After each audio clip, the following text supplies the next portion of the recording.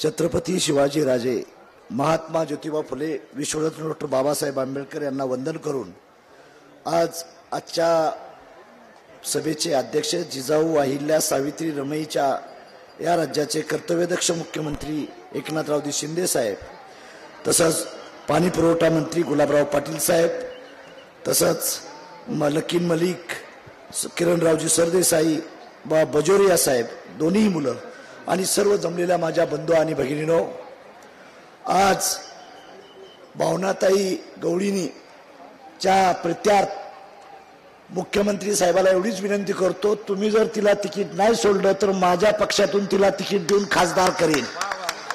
म्हणून शिंदे साहेबाला माझी विनंती आहे, आजचा हा समुदाय बघितल्यानंतर या भगिनीला कुणीही रोखू शकत नाही. ही दिल्लीचा दरवाजा तिचा मोकळा झालेला आहे.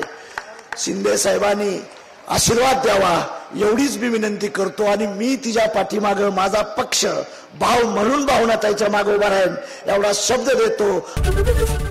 एबीपी माझा, उघडा डोळे बघा नीट.